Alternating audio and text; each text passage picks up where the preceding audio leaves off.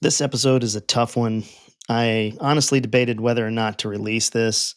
It's deeply personal, and part of me wanted to keep it tucked away, but I thought about the people out here that are barely keeping their heads above water, the ones who won't pick up a phone, who won't reach out when they're in a dark place, because that's just how we're wired. We're self reliant by choice, by upbringing, or maybe by survival. People always say call someone when you need help, but the truth is most of us don't or won't. So maybe it's time to stop waiting for people to reach out and start meeting them where they are. And that's what this episode is, or at least an attempt to be my attempt to meet you where you are. So if you're listening to this and it gives you a sliver of maneuver space or just a glimmer of hope, then maybe it was worth it. Maybe it helps you breathe a little easier, even if just for today, but know there's stuff out there that can help you. So here it goes.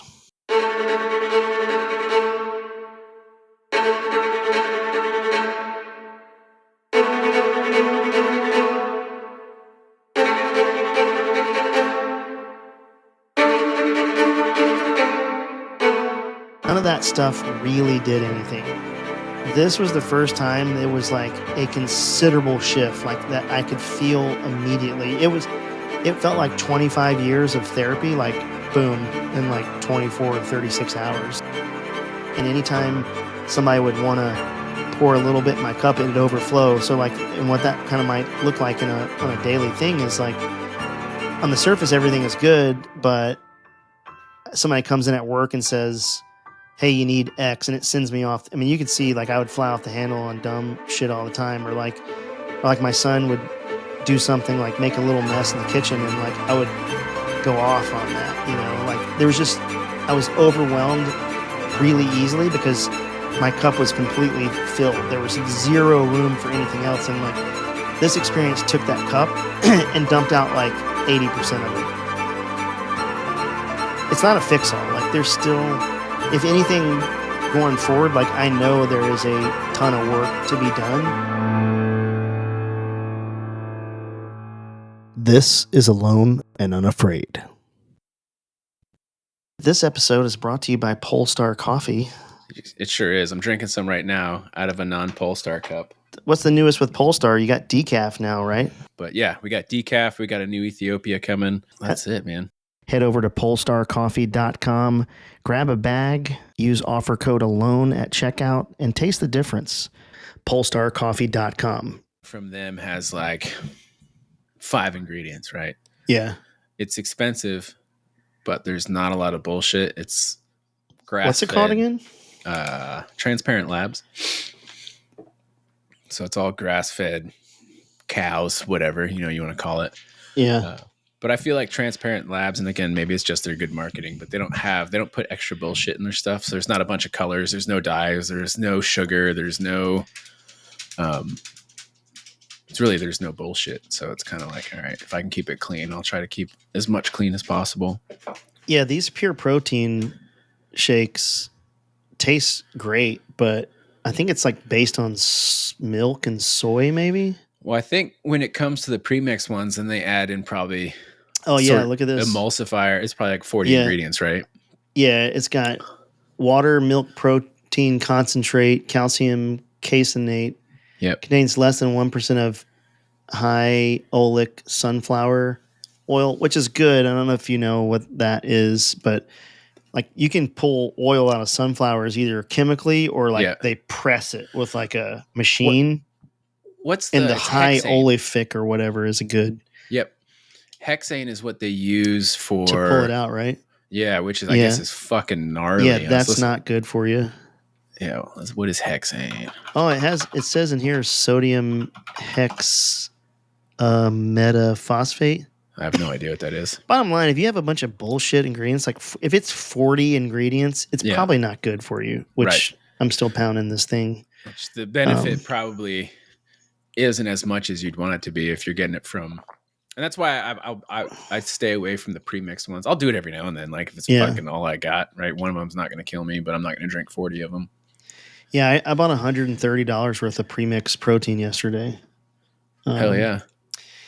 But they make we bought this other one called Seek. Yep. Have you heard of that? No. Um, it's like that clear protein. Yeah.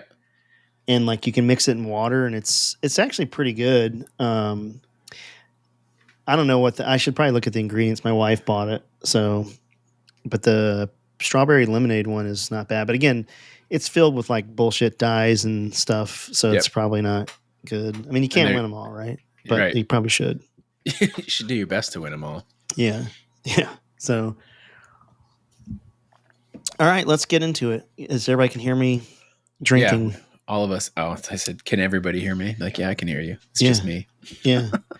So on the last episode, I don't know if this is going to come out after this episode or maybe like a couple down the road, but I was going to tell you about it anyway. I figured like we should just record it, and and I really contemplated, and I'm still on the fence about it, but of telling this story, and because it could have implications for me as a pilot.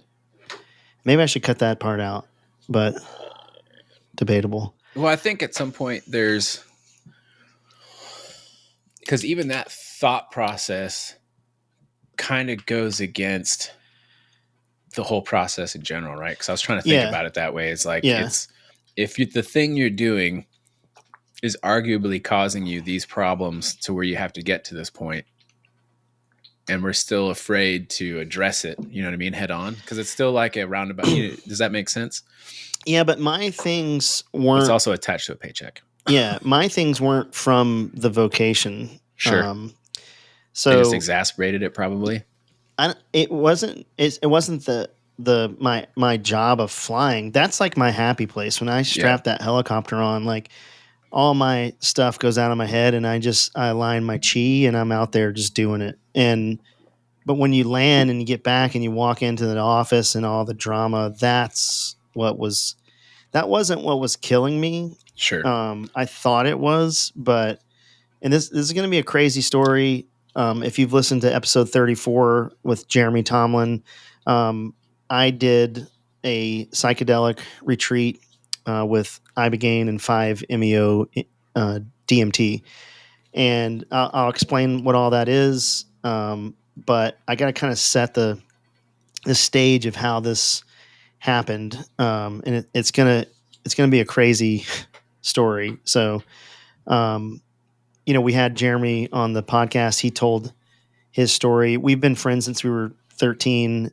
He was not in a good place, and he had asked me to go with him on the retreat. He said, "Hey, we should go together." And I was honestly, I was too chicken shit. I was kind of too scared to do it. I didn't know if I was in the right place. Like I didn't feel like I was that far that I needed to do this. And after I left the company, I kind of fell into depression and trying to find a job. Like, and the crazy thing is, this is all a self-induced crisis. Like, I'm the one that quit the job. I did have another job offer that paid better than where I used to work, but like, I just kind of in my heart of hearts knew that I didn't want to do that job either. After the fact, I was like, I don't want to sit in a weird computer room with simulators and like nerds, for lack of a better term. Like I'm like a doer, man. I'm like I gotta be out there. I'm a peacock, man. I gotta fly. So your piss sounds feminine. Yeah. So I induced the crisis. Like I quit both jobs, and I knew somewhere deep down in my heart, like quitting my job was probably the best thing for me. Like it was definitely like I jumped off a cliff. But I knew that sustaining that negative place was not going to work for me long term. So anyway, so in those couple weeks afterwards, I would spend the majority of my day like scrolling on the couch. Like I was so tired from doing nothing. Like I couldn't even get up to like make dinner or whatever. I mean, I was like not in a good place. And there was probably in those moments, there was definitely times that I thought like it would be easier if I just wasn't here, you know. And there was one point where I kind of like, okay, how would this scenario go down? Like, how would I do it? You know, how am I going to kill myself? And not that I really, I don't think that I don't know that there was a like the thought of like, okay, it wasn't a plan. It was like an exercise, and Right. like, what does the contingency look like? And, you know, I thought like, oh, okay, I could, if I did it in my room, I don't want my kids or my wife to see that. And I was like, well, I'll just take a jet ski, which is hilarious because I have a jet ski. Like, if you have a jet ski, I feel like you don't have nothing to complain about. You know what I mean? Like, you know what I'm saying? Like, nobody ever got on a jet ski and was like, fuck my life. Well, it's just proof that shit doesn't mean anything. Yeah, right? Exactly. It's complete garbage, means nothing. Right. But I thought I'll just take the jet ski out and go out in the river and do it there. And then, but I was like, I got this thing about alligators. I don't really want to be eaten by wildlife or sharks. And I was like, high probability, like a gator or like a bull shark will get me or get what's left of me. And that's kind of where the exercise ended. But within a couple, it was probably, I don't think I never told you this, but I never told you that, but nope. Within like either a half a day or maybe even hours after that thought, Jeremy texts me and he's like, hey man, I'm just kind of concerned about you. You know, I'm like, yeah, I'm okay, dude. You know, I wasn't 100% truthful. And he kind of like, you know how you can see the bubbles pop up on an iPhone? Yep. Like he was texting something and then it would go away and then he'd text again. Like you could tell he was deleting whatever he's writing. He's trying to write the right thing. Yeah. And then he just wrote, you're going to get a call from a guy and I need you to answer the phone call. And so I was like, oh, okay. Like, what's that all about? He's like, just answer the call. You'll get it when they call. And so I think it was the next day. I don't remember. It was a day or two afterwards. I get this phone call and like we had just finished recording the episode with Danny Archer. No, who was before Danny Archer? Was that Keith? Moonface. Moonface, yeah. It was right when we finished recording that one. The first time before we had to redo it. Maybe. I don't know. Somewhere in there. And this guy calls me and he's like, hey man, your friend Jeremy reached out to us and said you kind of had some stuff going on, and we, you know, and he kind of asked me a bunch of questions, like kind of slightly probing questions, but not invasive. And so, and then he kind of, and he was in the 160th before, and he's explained, hey, I was in the regiment, and I'm at a place in my life where I went and did this retreat, and it completely changed my life. And I really want you to consider it. And if you're considering it, we're willing to pay the bill for it.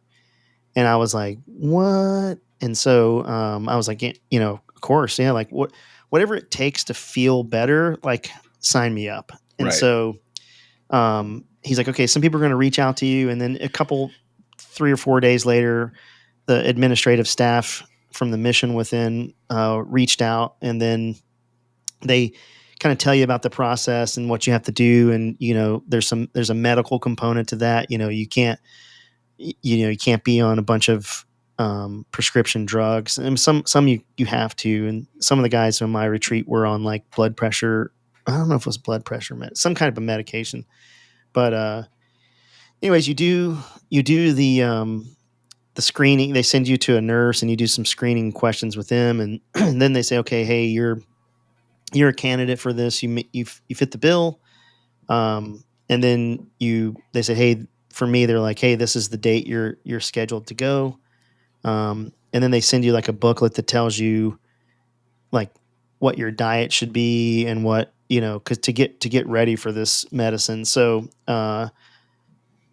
essentially I flew out to San Diego. And then we went down to, we eventually went to Mexico. And the psychedelics, and I feel kind of weird calling it psychedelics. I feel like that's an inaccurate portrayal of what it is. And I definitely think it is a medicine, and they call it plant medicine. Yep. Although the 5-MeO-DMT is not derived from plants, it's derived from a Sonoran desert toad, which is like, first of all, like, who was the first guy like, hey man, see that toad?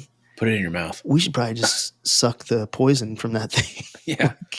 I was licking this frog, and then it was awesome. But when you do it, like in retrospect afterwards, like I know how that, or I don't know how, but I have a good suspicion of how they came to finding the Sonoran.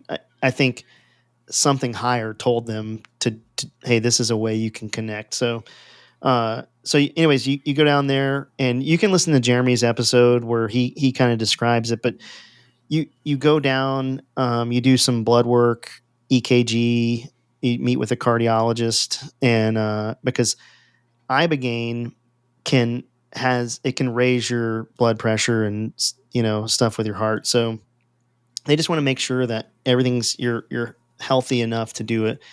And we all passed, and we go down to there's a house they have. It's overlooking the ocean. It's it's kind of weird because it's in like a nondescript neighborhood, and from the front of the house, it just looks like a house, but there's a cliff in the back, and it's like a big house, really nice. And so we go down there. The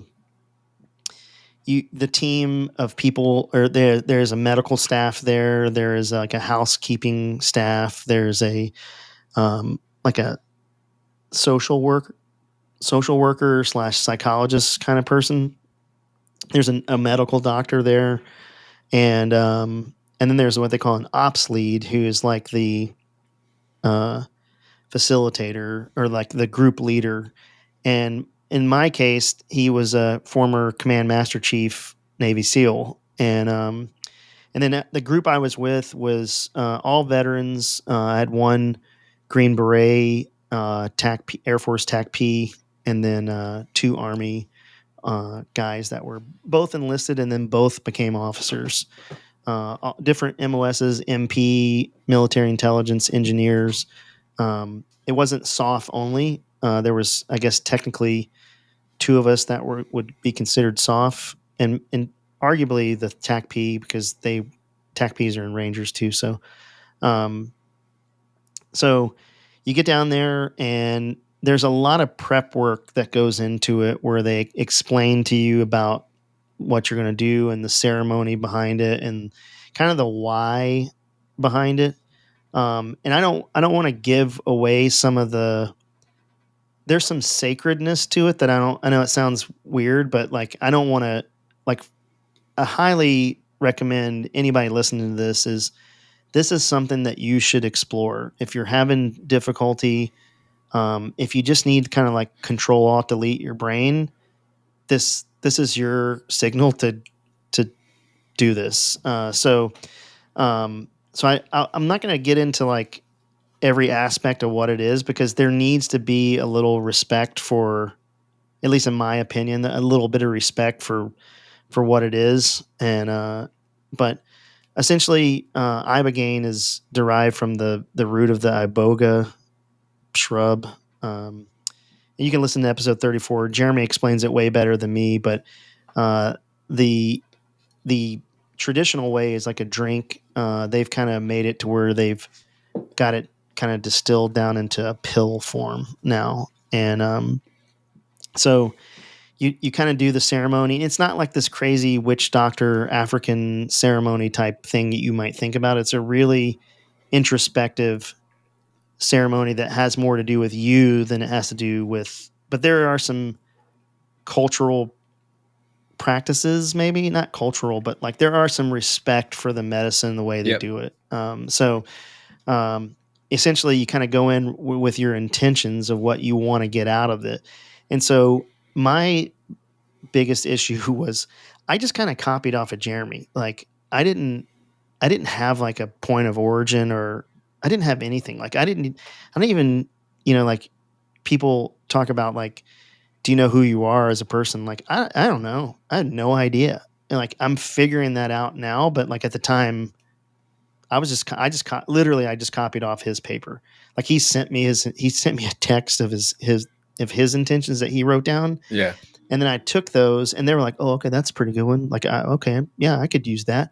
And so I took it and I put it in ChatGPT and I like refined it down, right? Like I ChatGPT'd the shit out of it. And then like I came up with like my 5 intentions, but they were really like fucking AI's intentions and Jeremy's intentions, not really mine because I didn't know what the hell I was doing. I had no clue. And so, and that will have a play here that that's going to come into play here in the story. So and then you have like the things that you wanted to let go of. Like, hey, I want to let go of, like one of mine was ego. And like, I just want to be a dude. Like, I just want to be present and content. And so that was some of my intentions were I wanted to learn how to be present in the moment and content with life. And then some of the things I wanted to let go was ego. And at the time going in, I pointed all this to vocational stuff. Like I need to let go of being a pilot and being in the 160th and blah, blah, blah. And so you take the pill and it's not like immediate. You go up and they put the EKG because they monitor you the whole time. The nursing staff is there and they put the EKG on you. And you also have a what do they call the thing that goes in your veins? IV with the little bag. Yeah, IV. Yeah, you get Nailed an IV. You get an IV. I'm so clear, man. Like my mental clarity is on point today. So you get an IV too because you're going to hear in the story why. And so, it takes for me. It felt like it took about an hour and a half for it to take effect. But you have no sense of time because we turned our cell phones. We put our cell phones away. Everybody took their watches off. Highly recommend also on the weekend, shit can your watch for like a day. And like that is extremely difficult for people like us who live and die by the clock. So I turned my phone in and my watch and the best way I could describe it is one of the facilitators has said, hey, when the medicine will come to you and some people can hear it coming and you can interact with the medicine, which is crazy, right? Like I'm going to talk to a plant, dude. So like I could hear it coming. It sounded like off in the distance, like a mechanical like warble, like a wom wom wom, like a machine, like a generator. You ever, like the generator in the hangar when that generator kicks on, like that. But like imagine it like a warbling tone, like wow wow wow. And I could hear it like a mile away, and it was getting louder and louder in stereo, both ears, like meow meow meow meow, and it was like right on top of me, right? And I knew at that point that I was in it, right? And but what was weird before that happened, I just thought of this, is how like you can see, and maybe I'm the only one that does this, but I'm pretty sure people can do this. Is like there's a difference between seeing a visual and then seeing an image in your brain. Does that make sense? Yeah. Like, probably like 30 minutes into it, or it felt like maybe 5 minutes into it. I don't know. And by the way, you're laying down on like a mat, like a futon kind of mat, most comfortable futon mat thing I've ever laid on, by the way. I was like, wait, what brand are these? I want to buy like this. Can I take this home? Yeah, it was awesome sleeping on that thing. And so you have headphones in, like a noise canceling headphones, and they have this playlist that they're playing like mostly kind of like new agey, and then some kind of like pan flute, like Yanni type stuff. Like relax, like something if you were getting a massage, this is what you would listen to. Sure. And then you have these eye shades, like peepers or whatever that go over your eyes. So right before the wow wow, in my mind I was seeing images of like demon faces, Oh or shit. like really grotesque, but they were like drawn with a pen, like Yeah. not like a real thing. And I remember, and like one of them was the Joker from Batman, and I was like, why am I thinking about the Joker from Batman? Like I didn't know that it was already hitting me, but I was Yeah. just like, that's weird. Like, get that out of my head. Like, concentrate on the mission. Like, I'm doing this thing. And so then I hear the wow, wow, wow. And then for a brief second, it was like, you ever seen like in Star Wars when the stars are moving past and like, or like a Star Trek or whatever, Yeah. When you and go then they go to plaid. warp speed and like, Yep. but when they're just cruising, the stars are moving by like slowly. That's what I could see, like little pinpricks of light everywhere, and just me like kind of flying through space. It didn't like accelerate to warp speed like I thought it was going to. And at this point, like I'm kind of trying to game the game. I'm like, okay, like I'm gonna be ready when we go to warp speed. Like, and as soon as I kind of had that thought, like it went away, and then I could see like a movie screen, and in the movie screen, but there was like an opaque veil covering the screen. Like Yeah. those at a hospital, not a hospital, at a hotel, you got the blackout curtains, and then you got Yep. that one that lets the light in. It was like that. Like I could see on the screen behind me that there was images, but I couldn't really.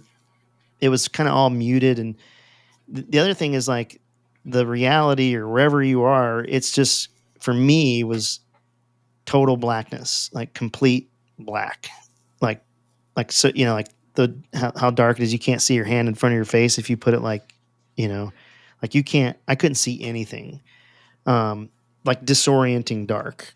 And so, but I could see this screen up somewhere like in the distance, and it was like super veiled, and I couldn't really make out what was behind the screen. But it was kind of like it was black and white for sure. Whatever was behind there was all black and white. And so um, at some point, like we took the medicine probably like 7:30 at night, I guess I'm estimating. And like probably by like 9:30, I started to feel the effects again. Complete guesstimate. It could have been 30 minutes later. I have no idea. And the music is just like so loud in my headphones, partly because I didn't realize you could turn the headphones down. Like mine was like on full blast. And after the one guy's like, yeah, dude, like you can just turn it down. And I was like, fucking really? Like now you guys tell me? Because at one point it was so loud, I had to take the headphones off, and they were sitting behind my head, and I could still hear the music because it was that loud. Yeah. So like you're listening to the music, and you're kind of like completely disoriented. Like I was completely disoriented. Like I didn't know if I was up, down, left, or right. Like I had for the aviators out there some version of spatial disorientation. Like I had zero ability to perceive where I was, and that kind of started me getting a little nauseous. And so like, but the whole time, like you ever been hit by a wave and like the wave rolls you and kind of holds you down underwater? Has that ever happened to you? Yeah. If not, it's going to happen when we go surfing in a couple days. But hell yeah. But I felt it. That's what it felt like. Like I was just getting rolled by a wave, and like every now and again, I could come up for air, but I wasn't actually gasping for air. It was like that's when I would kind of come back to like reality. Like, oh, I'm actually doing this thing right now. Okay, cool. Yeah, okay. Like, and so, and the whole time I'm like, when is this gonna like? Because some guys had said like their whole life it flashed, like their entire life was shown to them.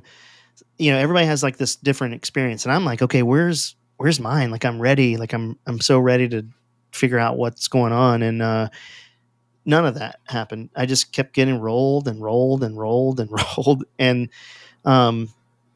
somewhere in there, this is going to sound crazy, but I perceived from like above me somewhere way high, like a mechanical arm coming down, right? Excuse me. And it was shaped like like a pointy part, like a spear, like a triangle type, you know, Yeah. spear point. And it was like a grayish, bluish color, like gunmetal gray kind of, and but with like a blue hue to it.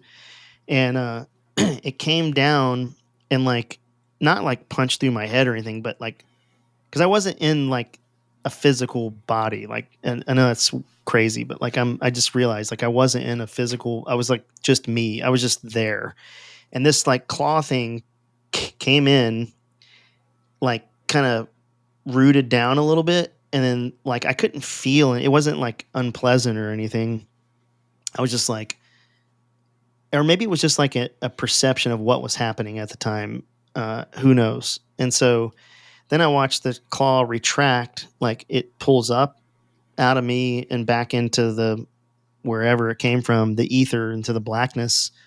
And at that point, like I lean over and I'm like, start puking, like, like, but you don't eat before, so like it's just bile and like dry heaving Yuck. and like the worst, you know. Although that it kind of burns when you puke like food up, but it Yeah. wasn't horrible, but it wasn't great. And what's really cool is the staff there. Like I'm like just puking in my little puke bowl, and I've still got the music blasting and my eye shades down. Like I'm just trying to feel my way in the like wherever I am, and I'm like I found my little bowl, and I'm like throwing up in the bowl, and then the nurse, like I can feel the nurse hand like touch my head, and like she's wiping the spit off of my beard in my mouth, and then like you kind of know like, oh, I'm still doing this thing. Like I'm not in out, like I'm not alone, and I'm not in outer space. And the nursing staff was like ultra gentle and just beautiful people, and the best, the beautifulest people. Um, but so um, so that happened like 9 times, I estimate. It could have been more. Like it was. It felt like I started counting, and it was around 9. And the other thing is I had to pee the whole time. So which detracted from a little bit of the experience, I think. Um, so the whole time I'm like, all right, well, when am I going to like learn something here? I'm like puking my guts out, but like there's nothing here.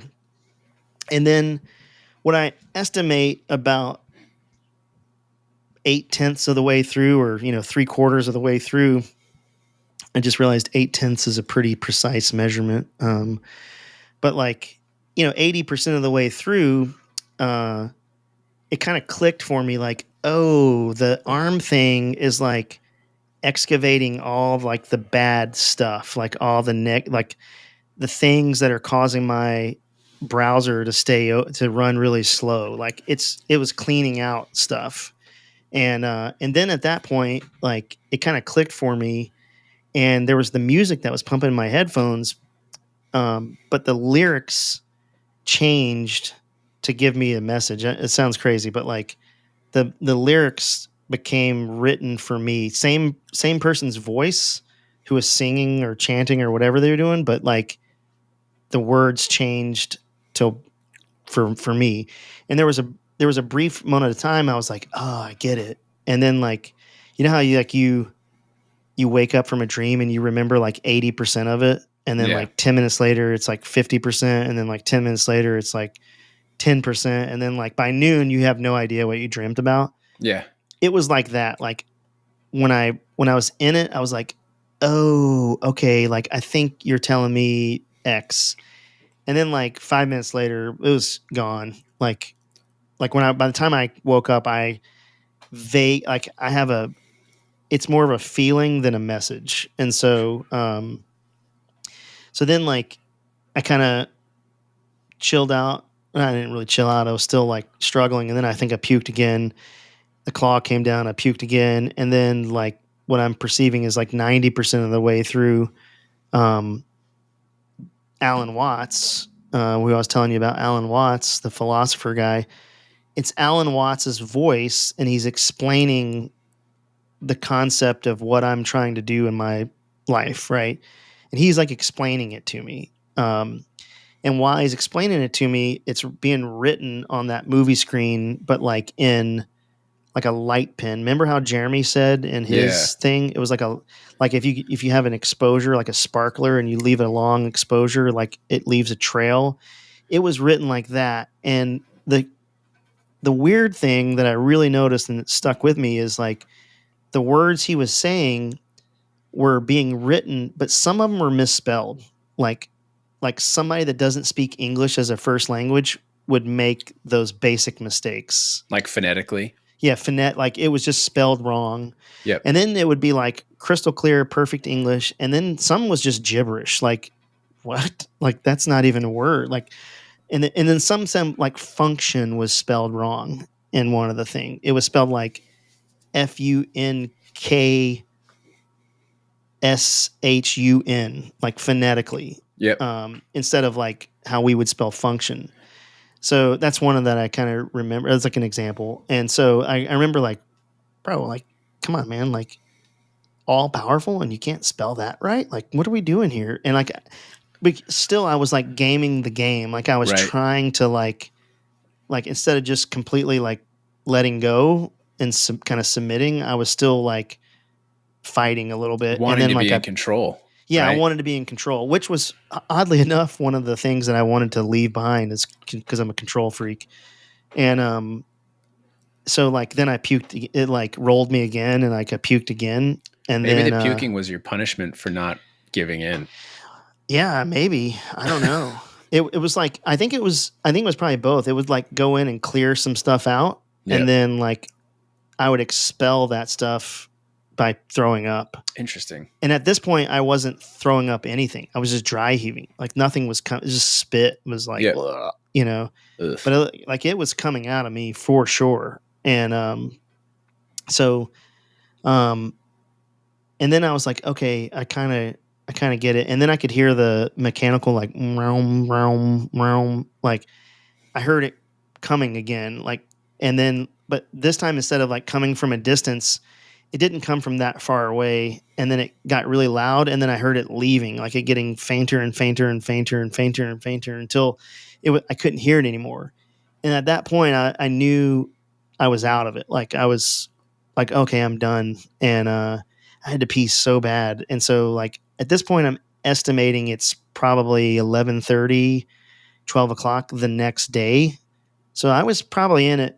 I'm estimating 12 to 16 hours. Holy shit. Yeah, it's legit, man. It's not like some of those guys I think were done in like 10. Some of those guys, like I can remember like at one point during the night, like I could hear guys snoring. Like one of the guys snored.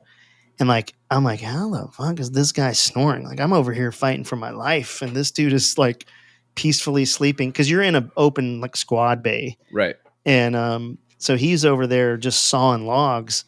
So he might have been in it for like 4 hours. Like the crazy thing about this plant medicine is it's completely tailored to you.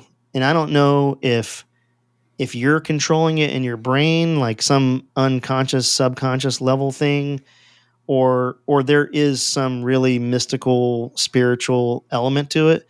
I tend to think the latter, like that's the feeling I got. That there was something bigger than me controlling it. And then when I did the 5-MeO-DMT, it really put it over the top for what it was. And so, and I'll get to that in a second. So the Ibogaine, I got up probably like, I had to pee so bad. I got up, the nurse helped me to the bathroom, and it was like the best piss I've ever had in my life. and then like I went back and I just laid in the bed for like another 3 hours, like because dude, I was spent. Like it was everything it felt like I just ran like 30 miles and did like a bajillion burpee. Like I felt completely physically and emotionally drained. But oddly enough, after I woke up, I kind of fell asleep, kind of in and out of sleep for a couple hours. And then I got up around, I'm guessing it was like 2:30. I got up, went downstairs, and everybody down there is just, like normal, like they're having a good time. And dude, my face looked like I had sat in the sun for like 18 hours. Like I have a red face to begin with, but Yeah. I looked like beet red, like tomato sunburn red. And like I had these tiny little bruises under my eyes, and my eyes were like really swollen. And I like had a few busted blood vessels in my eyes from straining so hard, throwing up. And the one of the chef person lady, super nice, great person, the best person. She was seriously is like the nicest lady, like the most elegant, graceful, nicest lady I've ever met in my life.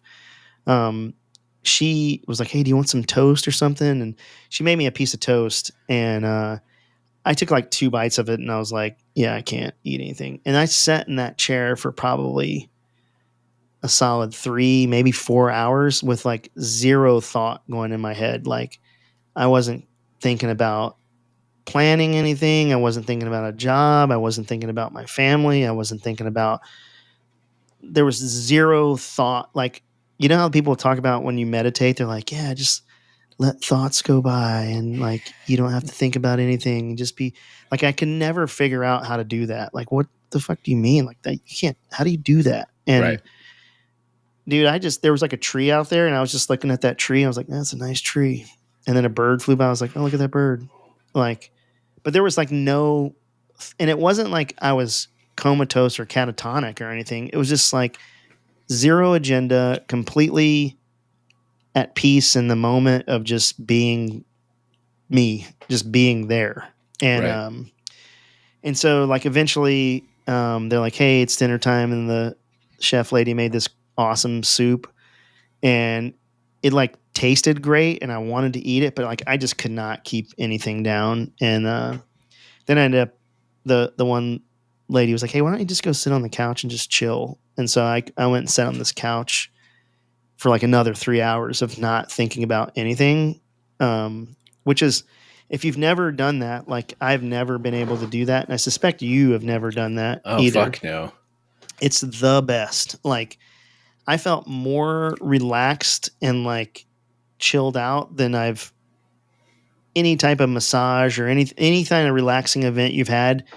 It's like 50x more relaxing. And so I'm like just chilling on this couch, still a little nauseous. Then we kind of link up and we have what they call circle time, where they kind of, it, unbeknownst to me, they're teaching you to meditate. Like they don't come out and say, like, it's not super hippy dippy. Like it's just a bunch of dudes. And then there's a couple things they're like, hey, lead us in. And one of the facilitators were like, they actually lead you on a guided meditation, but they don't tell you that's what it is. Sure. And then like halfway through, I'm like, oh, we're meditating.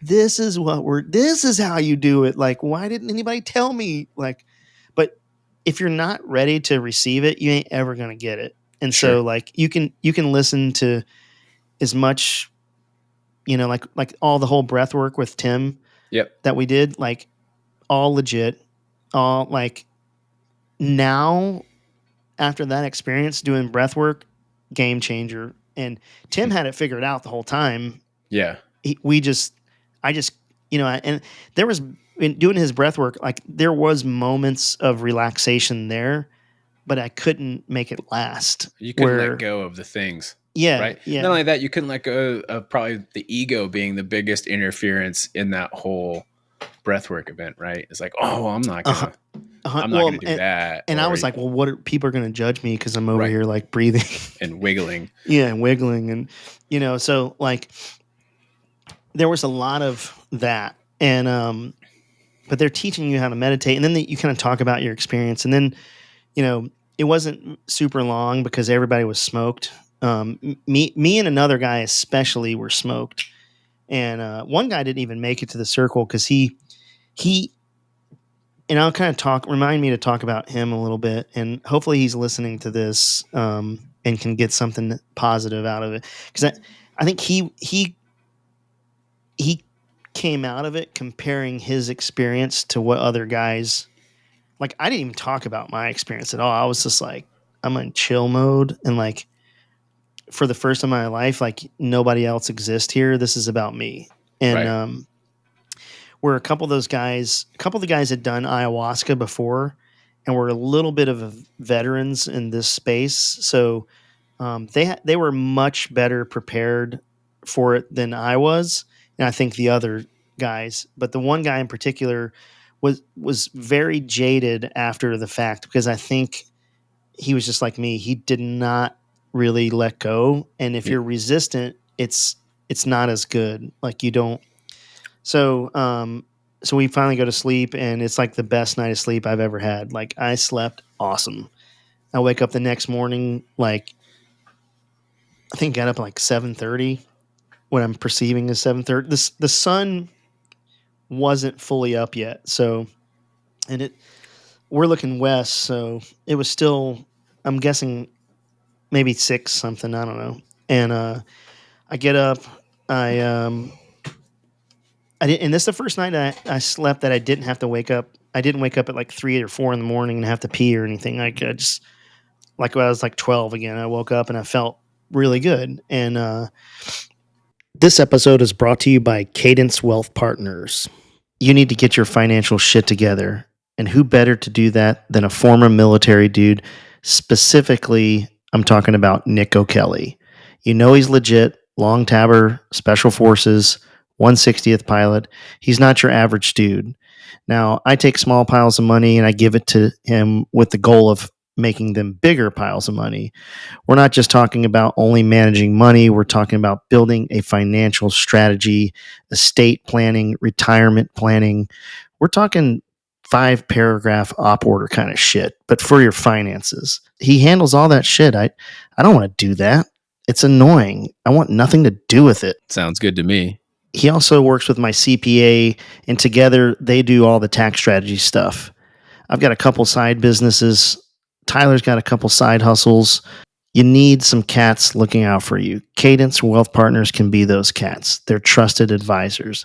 They come from our community. You know they're legit. Visit financeforvets.com. That's finance, the number 4, vets.com to start a conversation today. Do it. Do it. Do it. So I go down, and we can't eat because of the 5-MeO-DMT. So I hadn't had anything to eat really since Friday morning, and now it's Sunday morning. I did have like a piece of toast and like 2 or 3. Hey, can you hold on 1 second? Yeah. Can we pause this for 1 second? Can I pause the recording and it picks back up? I think you did last time. Yeah. Stand by 2 seconds, okay? Standing by. Right, sorry. It's all good, hombre. My wife is taking a big exam today at school, so she was calling. She didn't know how she did, but that's a whole episode of a podcast about how ridiculous nursing school is, and should have her on. Huh? I should have her on. Yeah, it's whatever. I don't even, it's a lot, but so it's Sunday morning. I haven't eaten anything, and you kind of link up and you talk about the 5-MeO-DMT and like what kind of to expect, which there's no amount of talking that can prepare you for that. Yeah. And so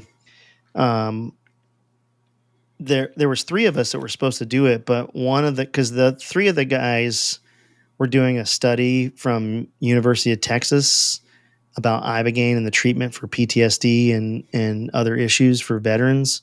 Yep. And so they weren't doing the 5-MeO-DMT, so just me and the other 2 guys.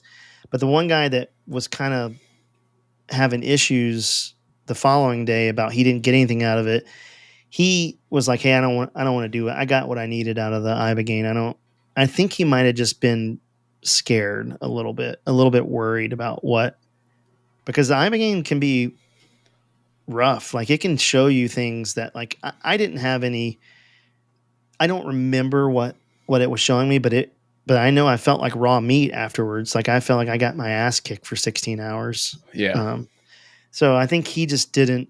I think he was just a little bit worried about what it was going to be like. So it's just me and the other guy, and so that where you do the 5-MeO DMT is a really nice room. It's all set up and it's super quiet, and they've got like I think they had music playing. I don't remember, but the lady that administers it is like a legit like medicine woman, like, but she's also a registered nurse. Like she's a real nurse, but she's also like her tribal.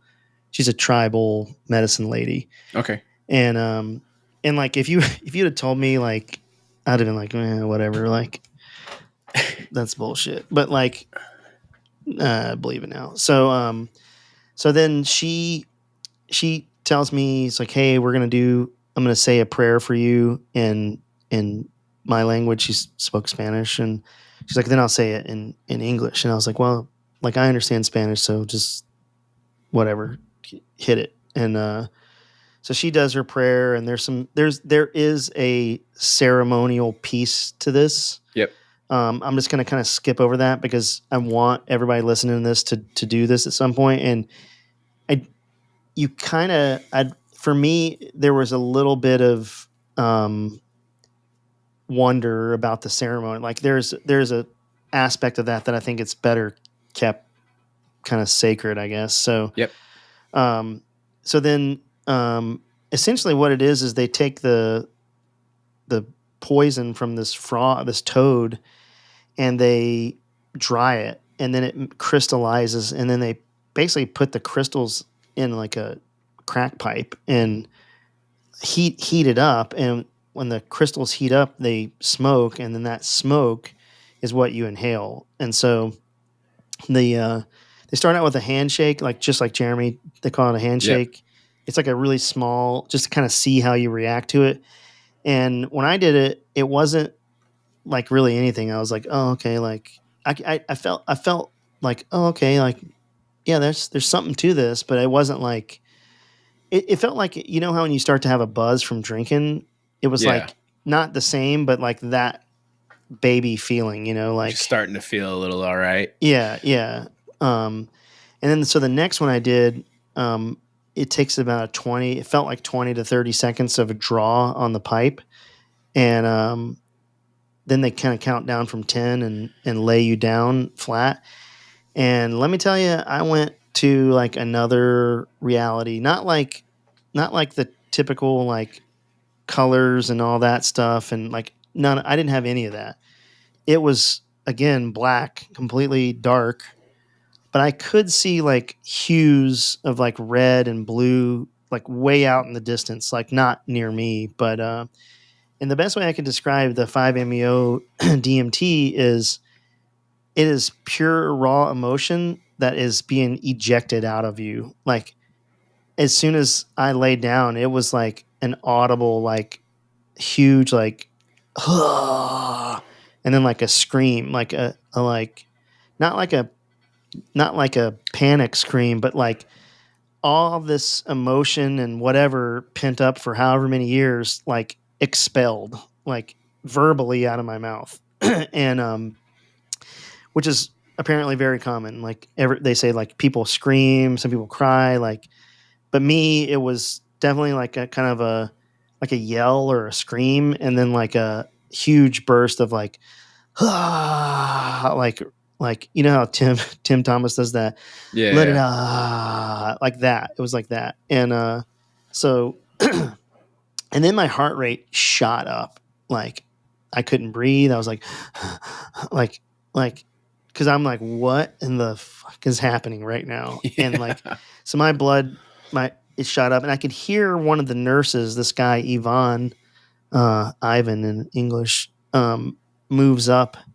I could hear him like moving up to me because like I think they started to get a little bit worried because I was like, you know, whatever that's called, hyperventilating. And then like you have a mantra. They say, hey, just think of a word or something that would kind of ground you. And mine was just relax. So I started saying relax, and I was going back and forth between English and Spanish. Like, and so, because I was cognizant that some people in the room were native Spanish speakers, and so like I was like, well, I should respect them and say it in Spanish, which I don't know what I was thinking, but so I finally like calmed down, and then the next then they sit you up and they're like, "Hey, do you want to go again?" And I'm like, "Yeah, hit me again." And I'm like leaving some stuff out. Like there's some stuff in between, but there's some work you have to do in between. And so it's not like a caustic smoke where like like cigarettes like burn your lungs and like Right. it's not like that at all. It's It's not like agitating. no, it's like I couldn't even tell there was smoke in my mouth and in my lungs, like super smooth, like not like if I didn't know, I wouldn't know. Right. Um, but you can taste it though. And so I did another one, and the second one is where like I didn't think it worked. I was like laying there, and I'm like, I definitely went to the other place, but it wasn't like all that emotion. I was just kind of there, and I was thinking like, oh man, it didn't work. Like I should probably tell him to like fire it up again and like let me do it again.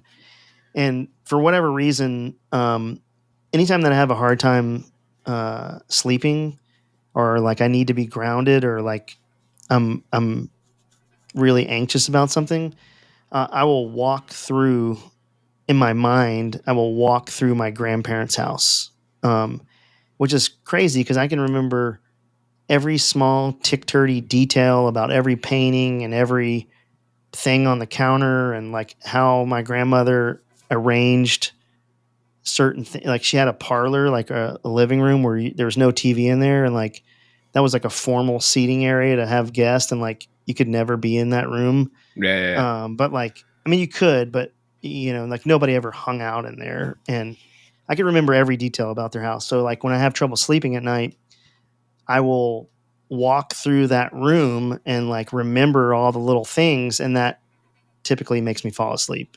I never get to I always go in the back door.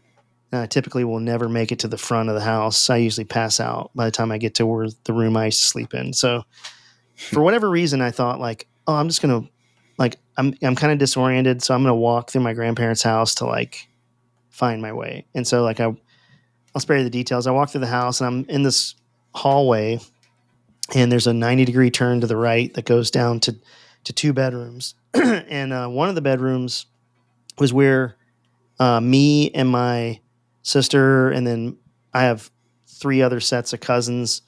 They had all at some point in their life lived in that room at different points in time, and typically due to family issues like a divorce or like some type of familial struggle or Sure. hardship or whatever.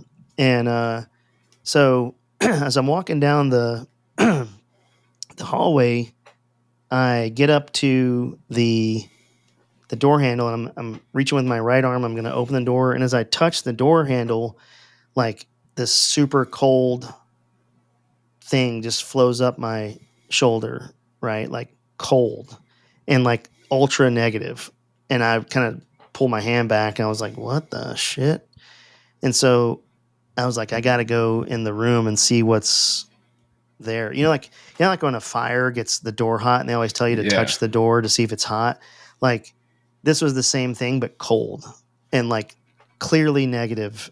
And so I opened the door, and as I didn't know what I expected to see, but I opened the door, and the room looks just as it always looks, with everything in its place, and the bed's nicely made up. And but when I step through the threshold of the room, like all at once, I can't describe it other than I immediately intrinsically knew that like all my cousins' sadness and anger and frustration and upset from these are four sets of siblings, like my mom, my uncle, and my two aunts, all divorced, sometimes multiple divorces, um, and like all that negative energy was like trapped in that room. And as I like walked in, like it all like hit me at one time, and like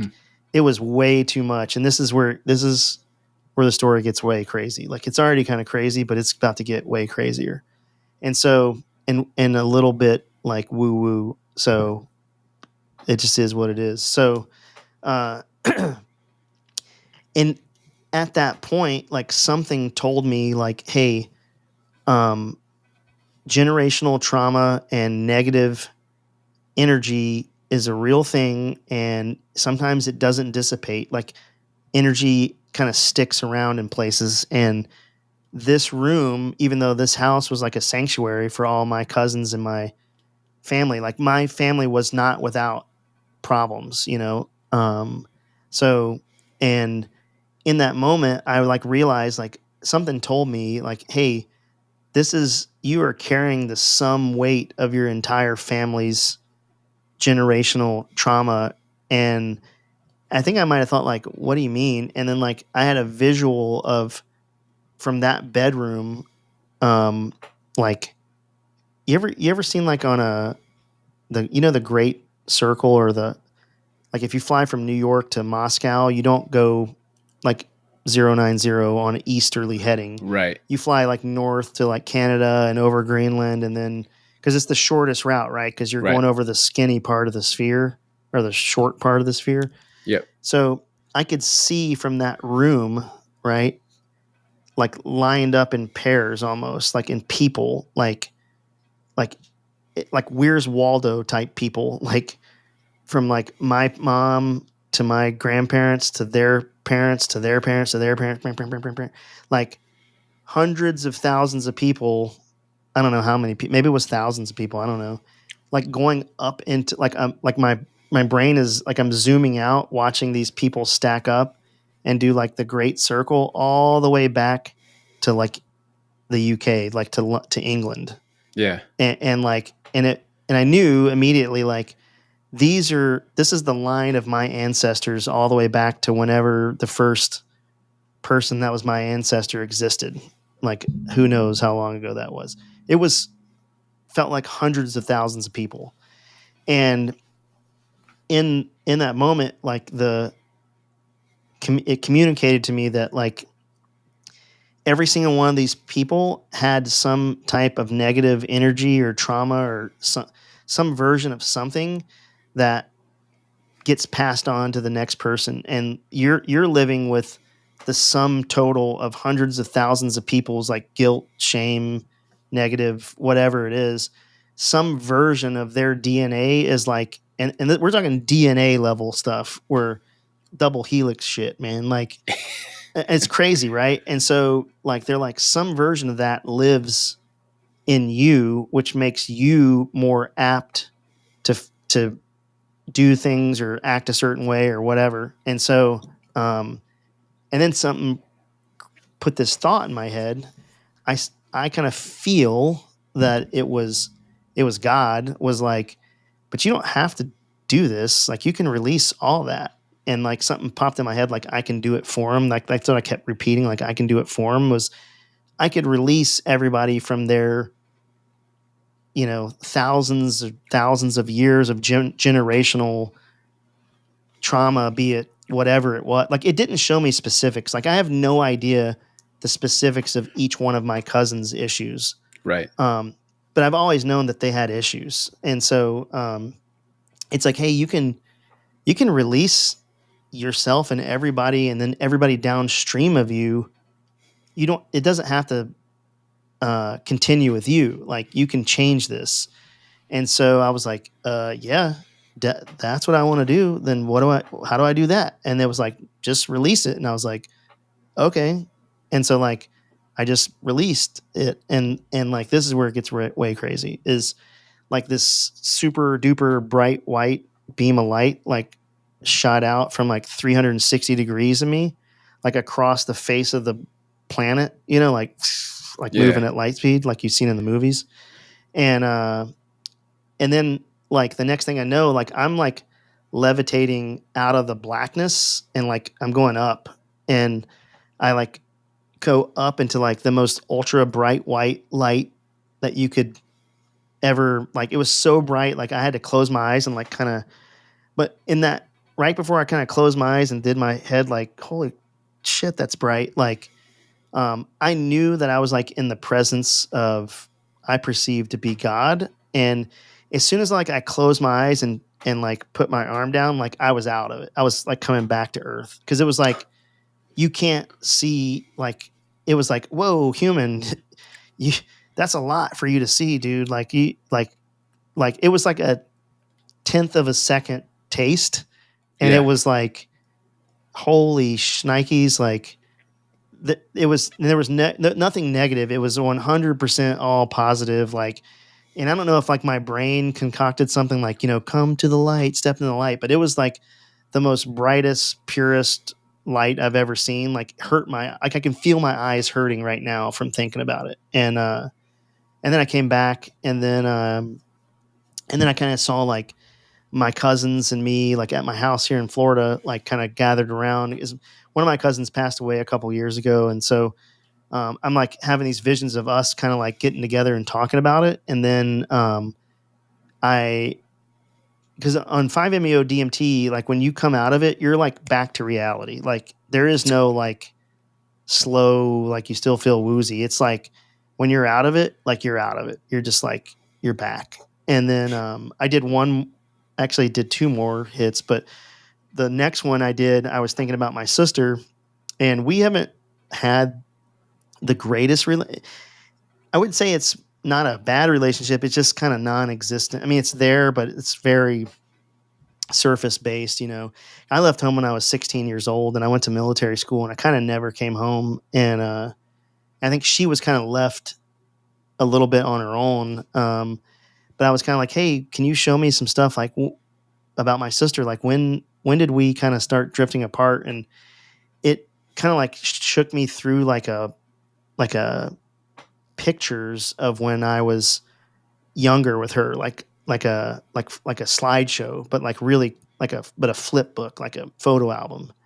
And then it stopped on the day she was born, that's my earliest memory. And I'd completely forgotten about this until like the experience. And so the day she was born, I remember that day because there was a big ass escalator in the hospital where she was born. I was born in the same hospital, a place called Trident Memorial Hospital in Charleston, South Carolina. If anybody wants to look it up, no big deal. But I remember like being by that escalator and my mom being in a wheelchair holding my little sister, but on my mom's lap was like toy helicopter. And my mom had said like, hey, your sister brought this present from you. She brought this toy helicopter with you so you guys would get along or something like that. And, I was not interested in the helicopter. I was interested in my sister. I was like, oh, cool. I got a baby sister. But I still have that helicopter. Like I literally still have it in my attic. And my son played with it. And it never dawned on me, like, maybe I was always destined to be a helicopter pilot from like the day, like from 3 years old. I don't know. It's just, you kind of spiritually, you kind of think differently after a thing like this. So, and then it's like after that moment, like it continues on and it shows my sister, like I could see my sister in the womb. And then like, then like the slideshow, she's getting smaller and smaller and smaller and smaller and smaller. And then to like a particle. And then, it's tracing it like in my dad. And then it zooms out to like, to space. Right. And like we're backing up from Earth, like out into space. And, it just kind of stops and you can see Earth like out in the distance, like probably the size of like a silver dollar, if you were to hold it up an arm's length away, that's how big the Earth looked. And there was like two little atoms floating in space, like side by side. And it was like, hey, this is you and your sister before you were born. Like you guys were always going to be brother and sister. And which is like, it's mind blowing. Right. And so then I was like, okay, so then, then you're like, I was out of it again. And they're like, hey, are you, you want to keep going? Or are you okay? And I'm like, yeah, hit again. And so like, I did one last hit. And then this time, like my goal was to kind of like completely relax and like really let everything out. And, which I was getting there. But what was weird for me is they had there was 1, 2, 3, 4, 5 people in the room. And two of those folks were there to like observe because they're going to eventually become facilitators. Yep. One was working on her doctorate or master's, I can't remember. And then the other one was like, it was her left seat, right seat ride to be a facilitator. And so, so they were there. And the weird thing about it is like, I didn't want to cry in front of these two ladies who I'd met before. So I was like, so I wanted to cry and I was like, my lips quivering and like, I was definitely kind of crying, but it wasn't like ugly crying. And Yeah.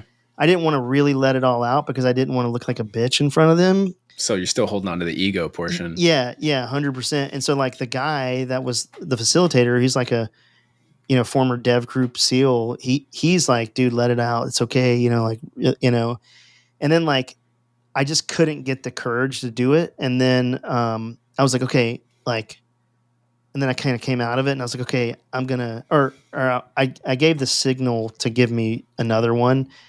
Cause I was like, okay, I just need a little bit of help and this is what's going to push me over. And, he's like, hey man, there's none left. Like you did it all.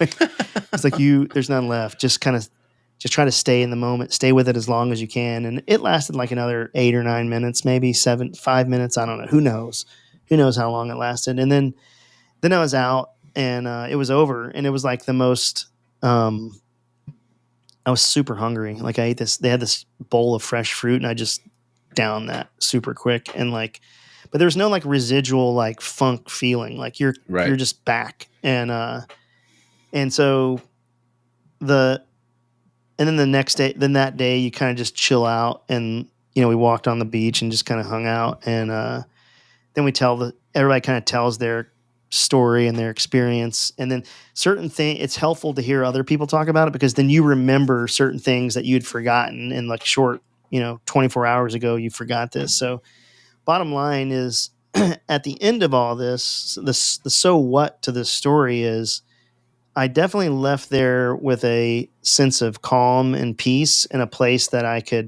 it was like somebody hit Control-Alt-Delete or like maybe I had like 100 tabs open on my computer and the Ibogaine closed all those, cleared out a bunch of stuff. So the 5-MeO-DMT could go in there and kind of really point to the root and the raw emotion that was like stuck in like my muscle, like, and it kind of showed me about, and this is like, it sounds so crazy. And I would never, if any people are listening to this and like, dude, whatever, like go get your Birkenstocks and tie-dye shirt. But like, I firmly believe that energy, negative or positive, doesn't matter, can get stuck in physical places and get stuck in your body, like in like a muscle or whatever.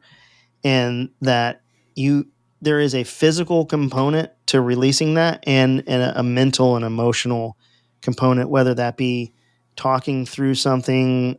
But if you hold on to it like I did for years and years, like however many 40 something years, 47 years, it like my cup was completely filled up. And anytime somebody would want to pour a little bit in my cup, it'd overflow. So like, and what that kind of might look like on a daily thing is like on the surface, everything is good, but somebody comes in at work and says, hey, you need X, and it sends me off. I mean, you could see like I would fly off the handle on dumb shit all the time, or like my son would do something like make a little mess in the kitchen and like I would go off on that, like I was overwhelmed really easily because my cup was completely filled. There was zero room for anything else. And like this experience took that cup and dumped out like 80% of it.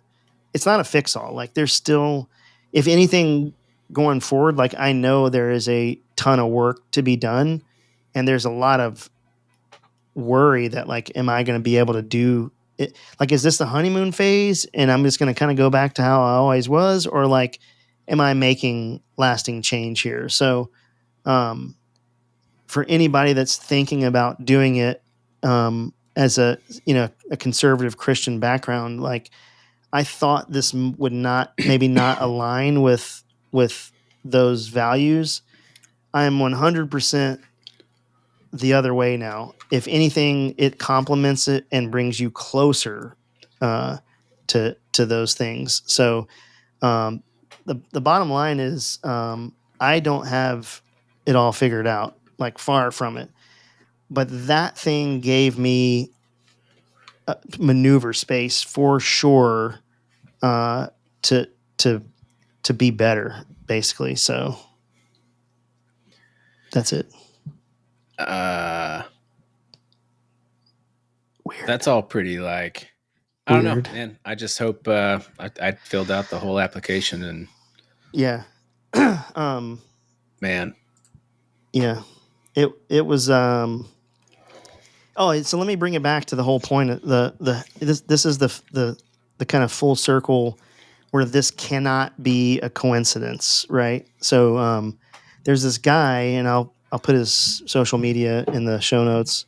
His name is Matthew Wiz Buckley. Have you ever seen that guy on social media? He is the fighter pilot that is like spearheading the psychedelic for veterans, psychedelic treatment for veterans. Yep. And so I was talking to Jeremy, and I'm like, hey, I don't know if I want to share this with people because, I still fly, and like, although I am out of work, I am not actively flying right now. I don't intend to fly for a couple more months. And I did, this was all done in a country where it was legal. There's still like that stigma for pilots about things like this. And so, right. And Jeremy was like, hey, that's why he came on, because he felt compelled that there's so many people that need this, that, like drinking and whatever, like all the people we've had on, we've all heard it before. Like it's a typical story. And like, I've tried talk therapy. I've done all this stuff. None of that stuff really did anything. This was the first time there was like a considerable shift, like that I could feel immediately. It felt like 25 years of therapy, like boom, in like 24 or 36 hours.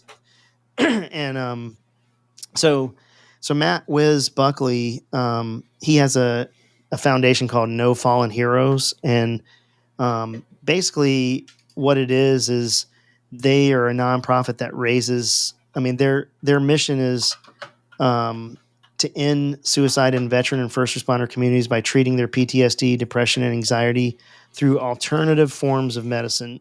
And so he has this nonprofit. Well, here's how it all kind of works together. So Matt Wiz Buckley puts a post on Instagram months ago about psychedelics and how it's helped. And Kagan Gill is another example of somebody that it totally helped. And he put a post on there, and Jeremy Tomlin, episode 34, had put in the comments like, yeah, bro, cool story. Like it's always for soft guys. Like it's never for the general purpose force.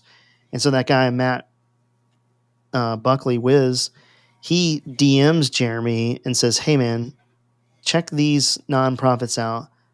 They do stuff for folks. And so Jeremy did, and he got hooked up with, I can't remember the foundation. It's in the show notes in number 34, but I hope to God I'm getting the right episode number right. I can look it up real quick. Yeah. But so that's how Jeremy got into it. And that's how Jeremy was able to go through hit the Marine Foundation that he was part of. And then then I went, and then I get out, and I'm like, man, I really need to tell everybody that I can tell that they need to do this. Like yesterday, they need to do this. And Jeremy, I was like, but I'm worried that, like with the FAA and all this stuff. And Jeremy's like, oh, Wiz Buckley? And I'm like, no, who's that? And he's like, oh, dude, check him out on Instagram. This dude has an L-39 and he's flying all the time. And so I just emailed him out of the blue. I was like, hey man, like, how did you deal with this? I'm like looking at all your content and your mission, and like, we're really aligned there. Like, how did you get past this? And so he's like, he gives me his phone number. He's like, call me. So I called the dude, and we talked for like 45 minutes. And really gave me a sense of like, there's some legal stuff that, B, maybe I just made all this up for showmanship for the purpose of this podcast. I don't know. I'm just saying, like, and then the other part to that is, there are some religious implications to this. That's freedom of religion. That's now, I guess, recognized in like New Mexico, Colorado, Oregon, I think Texas. I feel like Texas is either right there. They're working on like making it completely legal down there for treatment purposes. Yeah. So, and his argument is like this: would you rather these guys like kill themselves and drink and continue to do things that don't work, or would you consider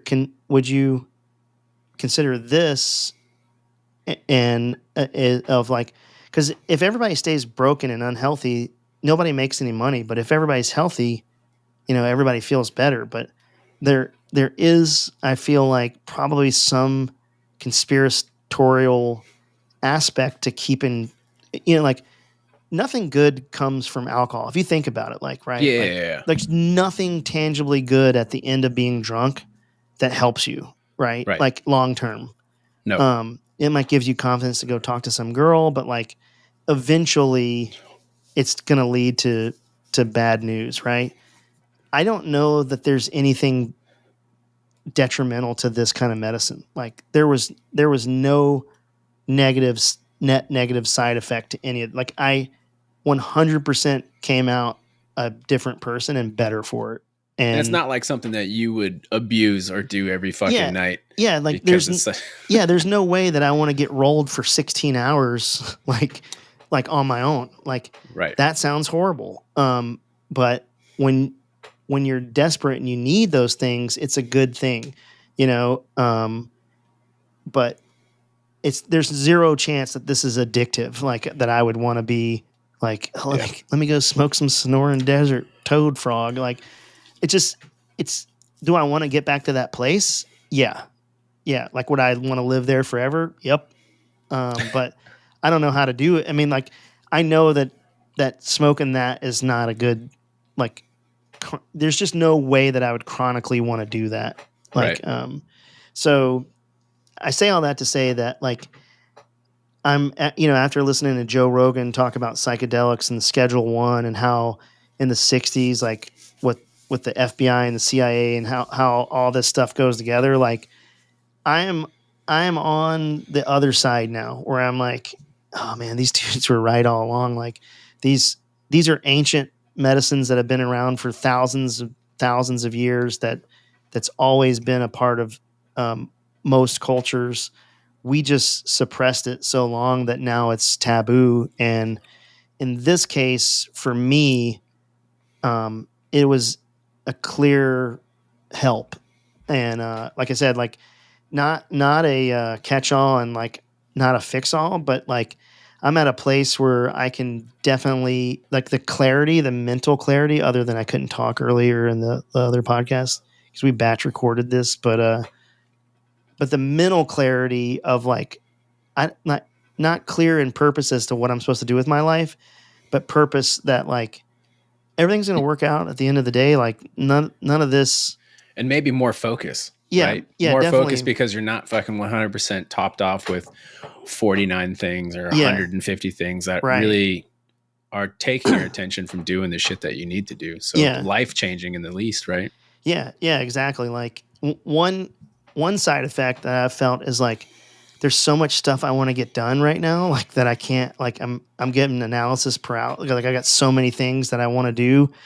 Like, what do I do with my hands, kind of thing. So I'm trying to work through that. But bottom line is, if you're in a space that nothing's worked for you, and the talk therapy thing didn't work, and, like, all the stuff you're doing and journaling, this might be a way for you to find some peace with. And I could say, if you could prepare your brain to really receive it beforehand, but chances are you probably won't. You just don't have the capacity right now, just because your cup's so filled up. But now that I've been through it, and just like the guys that did ayahuasca before they did this, like the ayahuasca really drained a lot of their cups, so they were able to really receive. So the guy that was across from me, what was interesting is, while my experience on Ibogaine was rough, it wasn't negative. It was just tough love. You know what I mean? Like some tough love. His, on the other hand, didn't puke once, completely, from his words, a beautiful experience that was very focused on. It was like he leveled up in his journey. Yeah. But I think he also came in very intentional and he had a year to process and get ready for this and like mentally prepare. And if somebody asks, would you do it again? 100%, absolutely. When the opportunity presents itself and I get a job eventually, I will go back to finish. There's more stuff that needs to come out. And at this point, I don't have the skill set to do it myself. Eventually I'll get there, but like, this is a mechanism to help you get there. Because I don't know that I would ever, without doing this, I would have never got to where I am right now. I could have done this for 30 years and journaling and meditating, and I would have never got there. Like it takes, the only way to get better is to screw up. And so, if anybody's out there listening to this that wants to be better and nothing is working, I would highly recommend that you seriously consider doing this in whichever venue you can do. I went with the Mission Within. I cannot speak highly enough about how great they were. I would highly, highly recommend you checking them out. You can go to their website. We'll put it in the show notes. If you're looking for grants for things like this, you can go to nofallenheroesfoundation.org. And there's a tab in there. I think, let me see where it's at. You can go to right at the top. It says apply for grant. You can click on that and you fill out the form. There's also a company called VETS, VETS. We have some friends mutual friends that we know that are still on the waiting list for those guys, but get in where you fit in. Like, I'm not saying one is better than the other. My experience with the Mission Within, I'm going to advocate for them because that's who I did it with. So I would highly encourage anybody to do it. If you're interested in how much it costs, you can send us an email at info@alone-and-afraid, and I can walk you through it. But I will say that it's not cheap, but when you see how much work and how much staff is there, you'll understand why it's priced the way it's priced. And it was worth every penny. And if I had a full-time job, I would be back there. I would be paying for who needed to go. Like, I feel that strongly about it. So hopefully we're going to start a fundraiser. And if anybody's interested in donating to a cause like this, maybe we send us an email or hit us up on our DMs on Instagram. Maybe we'll set up like a GoFundMe or something, and then we can, because I want to support guys in our own community, like the people that I personally know. Like, if I can get those guys, if I can take care of my inner circle, then that circle will grow and grow and grow and help people. But also, if you want to give money, the Mission Within Foundation, I'll put it in there. You can give to them. You can go to No Fallen Heroes Foundation. It's all channeling things for the good. So, I can't. I feel like every episode we're like asking for money, but like this is what it's unfortunate that this is what it takes to get folks healthy, but it's what it's going to take until the government can kind of jettison some of the traditional bullshit medicine that's clearly not working and get on board with this, because it's a game changer. And Tyler, I've told you, like, you got to go. I think I did fill out the application for, what was it, No Fallen Heroes Foundation. Yeah. So we'll see, man. I'm all about it. I think, dump some shit out of this cup would be pretty dope. Yeah. Yeah. And I know like, if the people that know me are like, I'm typically the most like not spiritual woo woo kind of dude. But, after that, I'm on board, man. I'm a believer. and I highly recommend folks do it. Yeah, dude. I hope I get the chance to, and I can't wait. So yeah, well, one day when I get a job, if we still haven't got the foundation together, we're gonna do a GoFundMe, and it's gonna happen. Start sponsoring people who listen to the podcast who want to go. Yeah, and if you'd like to advertise with us, if you feel like this is your demographic, which we're typically, what are we, like 35 to 55 is our kind of primary audience. Yeah, GWAT people. Yeah, GWAT. If you're a GWAT dude or dudette, GWAT age. This is your these are your folks, and we've got about 80% dudes and 20% women. I think 17% women and 3% other. Like, I don't. What do you do with that? But I couldn't tell you. Yeah, but I definitely think after this, like one word that somebody brought up to me recently, I'm definitely like more of a compassionate dude. Like, I'm not like, I try to stay in like good vibes, and I know it sounds super hippie, but like, negative sucks, man. Like, you can be better, and there is a mechanism that, I don't want to say instant gratification, but it's a rapid acceleration to, you can take the long road, or you can have some introspection and go inward, and I think you'll come out better for it. So that's awesome. That's it. Good for you, homie. You can tell. Yeah. Your whole demeanor is different. Yeah, my wife was like, "You look totally different. Like, you look relaxed. You look lighter." Yeah. I feel that way. Like, and that, I think that also has to do with like eating good food. Like they like really stress like whole foods and like organic stuff. And so I've been biting the bullet and buying organic stuff. Because you have to prep this, just for the folks that don't understand, is you need to prep before. So I started changing my diet and just trusting the process about 3 weeks beforehand. So now I'm like 5 weeks from the beginning, and like there is definitely like I can feel the difference. So I'm going to say something super unpopular. Yeah. I had never felt better than when I was eating an entirely plant-based diet. And I did that for like 3 or 4 years straight. Oh yeah. And I wasn't a douchebag. Like if I go to somebody's house and like, hey, we're cooking. Yeah. They're like, oh, we made burgers. Like, all right, I'm going to eat the fucking burger. Right. Yeah. Or if I ordered some whatever and it came with dairy or whatever, I didn't give it. I ate it. I didn't go out of my way to like fucking poo poo on people. But when it was up to me and I had my choice and it was 100% plant-based, I felt great. And even in that point in time, everybody talks shit about protein intake for vegans and all this other stuff. I did this bodybuilding thing with some vegan coach, and I put on 25 pounds of, some of that was bulking, but there's probably a good 10, 15 pounds of muscle in there. Yeah. Yeah. I haven't eaten red meat in 3 weeks or 5 weeks. So yeah, that's not true. It's been about 3 weeks since I had red meat. But only chicken and turkey and whole fruits and vegetables. Yep. Game changer. Like energy level up.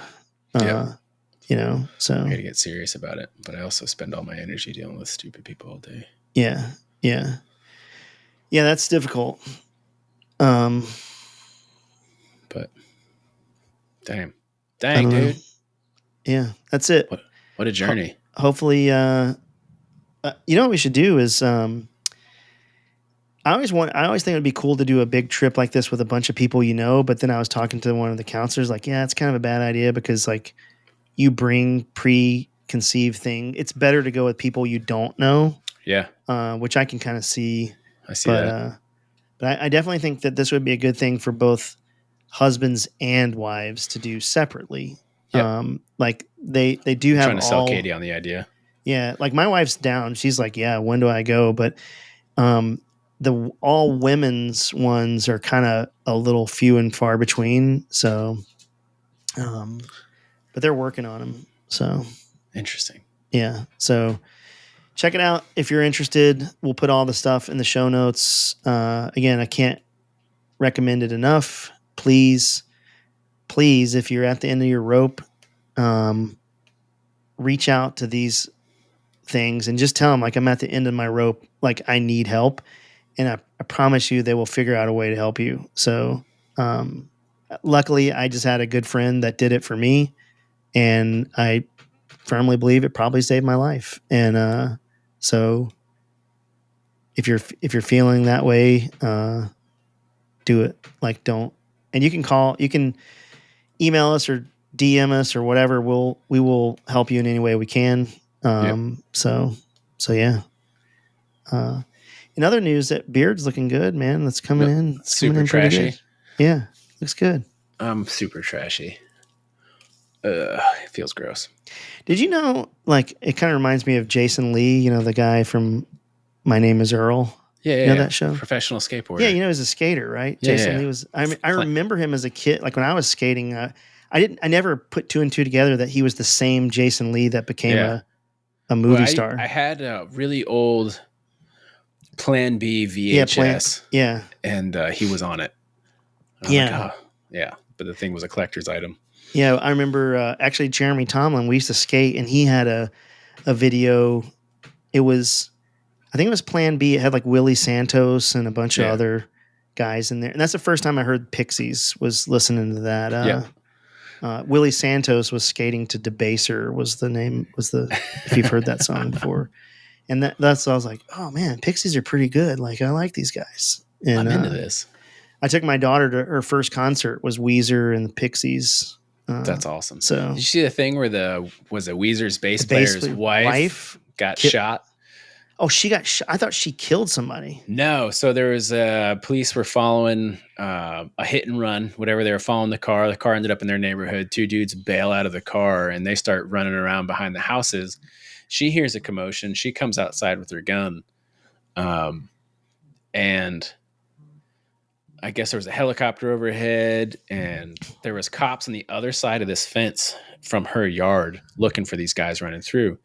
And so she just sees dudes from like the neck up, because you watch all the videos from her thing or from like the body cam stuff. And so it's basically dudes from the neck up with a gun over a fence yelling at her to drop her gun. And she's like, you drop your fucking gun, because she doesn't know what's going on. Yeah. I assume. She didn't die though, right? No, but she fired a shot at them. Oh, okay. And then they shot her. I think they hit her like in the shoulder or something. Okay.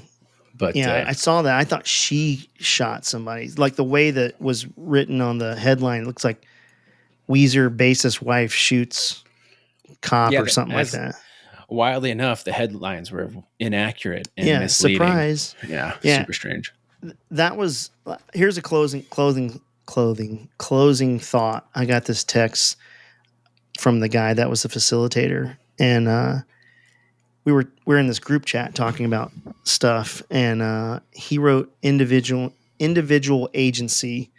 And if you don't know what that really means, that means essentially think for yourself and do DIY. Like, I'm condensing it down.